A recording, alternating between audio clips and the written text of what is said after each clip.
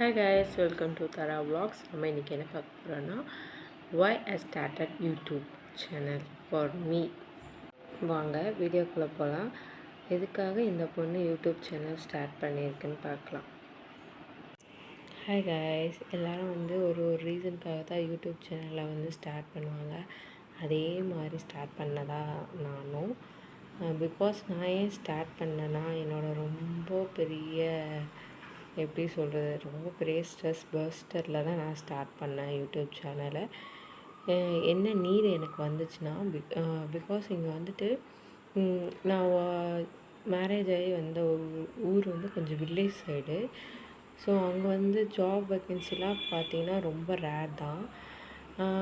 எப்படி இருக்குன்னா இப்போ for example morning 9 o'clock job போகிறோன்னு வச்சுக்கோங்களேன்.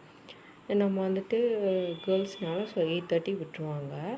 ஸோ சேல்ரியுமே பார்த்தா எவ்வளோ தருவாங்கன்னா 6 or 7,000 தான் தருவாங்க.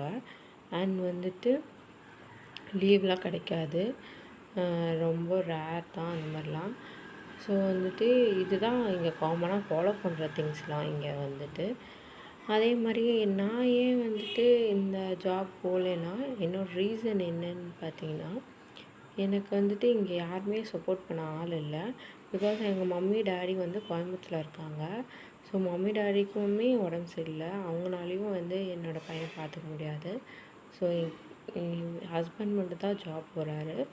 ஸோ இங்கே கேர்ள்ஸுக்கே எவ்வளோ சேலரின்னா சென்னைக்கு எவ்வளோ சேலரி நீங்களே பார்த்துக்கோங்க. மேக்ஸிமமே இங்கே 12-13 தான் ஜென்னுக்குமே. ஸோ எனக்கு இங்கே பேக் போனால் யாருமே இல்லை. சரி நீ ஜாப் போமா, நான் பையனை பார்த்துக்கிறேன், டேக் கேர் பண்ணிக்கிறேன்னு சொல்ல வாய்ப்பே இல்லை. ஏன்னா நான் இப்போது என் பையனுக்கு ஸ்கூல் 8:30 to 4 o'clock வரைக்கும் ஸ்கூல் மீன்ஸ் 3 o'clock முடிச்சிடும். வேனில் வரனால 4 o'clock ஆயிடும். ஸோ நான் ஜாப் போயிட்டேன்னா என்னோடய ஜாப் 8:30 தான் முடியும். ஸோ அது வரைக்கும் பையனாக பார்த்துக்க முடியாது. என் ஹஸ்பண்ட் வரக்கு நைட் 10 o'clock ஆயிரும்.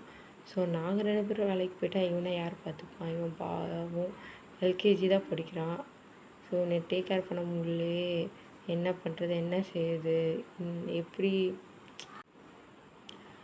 ஸோ எங்கள் அத்தை இருந்தாங்க. ஸோ அவங்க இறந்துட்டாங்க. ஸோ இறந்து 1 yearக்கு மேலே ஆச்சு. நான் மேரேஜ் பண்ணி 1 yearக்கு அப்புறம் அவங்களுக்கு ரொம்ப உடம்பு சரியில்லை. ஸோ ரொம்ப ஹெல்த் இஷ்யூ. நான் தான் அவங்கள பார்த்துக்கிட்டேன். அதுக்கப்புறம் வேறு யாரும் இல்லை. ஸோ என் பையனை வேறு யார்கிட்டையும் விட்டுட்டு போக முடியாது. அண்ட் இங்கே டேக் கேர்லாம் கிடையாது, அந்த மாதிரிலாம் இதே வாய்ப்பு இல்லைங்க. ஸோ அவங்கவுங்க தான் பார்த்துக்கணும். ஸோ என் பையனை விட்டுட்டு ஜாப் போகிறதுக்கு என்னால் முடியல. ஸோ இவனை விட்டு நம்பிக்கையாக போகிற மாதிரி யாரும் இல்லை. ஏன்னா என் பையன் ரொம்ப ஹைப்பர் ஆக்டிவிட்டி, ரொம்ப சேட்டை பண்ணிகிட்டே இருப்பான், துருன்னே இருப்பான். அவன் ரொம்ப சுறுசுறுப்பாக இருப்பான். அவனை கண்ட்ரோல் பண்ணவே முடியாது. ஏன்னா என் பையனோட கெரியரை பார்க்கணும். ஸோ ரொம்ப இதாக இருக்குது. நீங்கள் கேட்கலாம், ஏன் அப்புறம் அங்கே கஷ்டப்படுறீங்க, நிறைய ஆப்பர்ச்சுனிட்டி இருக்குது, நீங்கள் சென்னை, கோயம்புத்தூர், பெங்களூர் அப்படிலாம் போகலாமே, உங்களுக்கு நல்ல ஆப்பர்ச்சுனிட்டி கிடைக்குமே அப்படின்னு நினைக்கலாம். ஆமாம் கிடைக்கும். அவரும் நல்லா படிச்சிருக்காரு, நானும் நல்லா படிச்சிருக்கேன். நாங்கள் இருக்க இந்த ஊரில் சர்வே பண்ண ஒரே ஒரு ரீசன் அவங்க அண்ணனுக்காக தான். ஏன்னா அவங்க அண்ணன் கொஞ்சம் மென்டலி டிசேபிள் பர்சன். பாஸ்ட் 15 yearsஆக அவர் அப்படி இருக்கார். அதுக்கு முன்னால் நல்லா தான் இருந்தார். எனக்கு பாஸ்ட் 15 yearsஆக அப்படி ஆயிட்டார். ஸோ நாங்கள் அவரை இங்கே விட்டுட்டு போகிறக்கும் மனசு இல்லை. எங்களோட கூட்டிகிட்டு போனாலும் அங்கே எப்படி சர்வே பண்ணுவார், அந்த கல்ச்சருக்கு, அந்த அட்மாஸ்பியரெல்லாம் அடாப்ட் ஆயிடுவாரா, இல்லை அவருக்கு ரொம்ப ஏதாச்சும் ஆயிடுமா, ஒரு பயத்தில் தான் நாங்கள் இங்கே இருக்கோம். அவரை நாங்கள் நல்லா பார்த்துக்கணும். ஏன்னா நான் எங்கள் அத்தைக்கு ப்ராமிஸ் பண்ணியிருக்கேன், நான் இருக்க வரைக்கும் உங்கள் பையனை நான் நல்லா பார்த்துப்பேன், என்னை நம்புங்க அப்படின்னு அவங்க கடைசி மூச்சு இருக்கும்போது நான் ப்ராமிஸ் பண்ணியிருக்கேன். ஸோ அந்த ஆத்மாவுக்கு நான் துரோகம் பண்ண முடியாது. ஸோ என்ன ட்ரபிள் வந்தாலும் சரி, என்ன கஷ்டப்பட்டாலும் சரி, அவர் உயிரோடு இருக்க வரைக்கும் நாங்கள் இங்கே இருக்கணும் அப்படின்னு சொல்லி நான் ரொம்ப கான்ஃபிடென்ட்டாக இருக்கேன். ஸோ அந்த ஒரே ரீசனுக்காக தான் நாங்கள் இங்கே இருக்கோமே.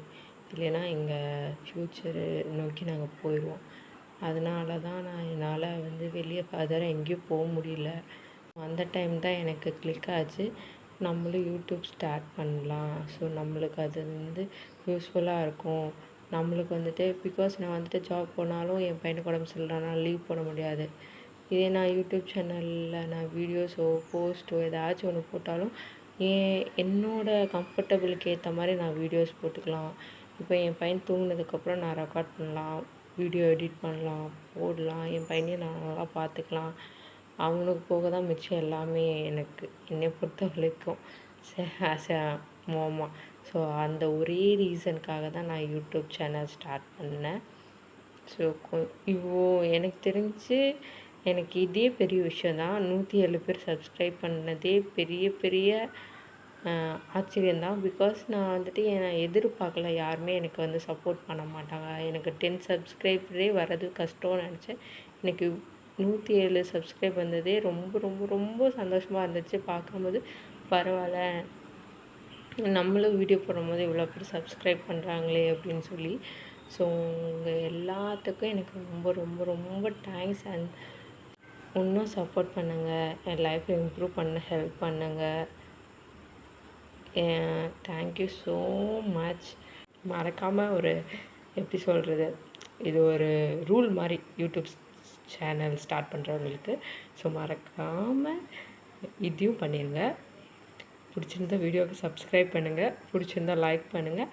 அண்ட் உங்கள் வீட்டில் இந்த மாதிரி ஏதாச்சும் சுச்சுவேஷன் இருந்து நீங்கள் இந்த மாதிரி ஃபீல் பண்ணியிருக்கீங்களா அப்படி மறக்காமல் கமெண்ட் பண்ணுங்கள். And take care every one and bye.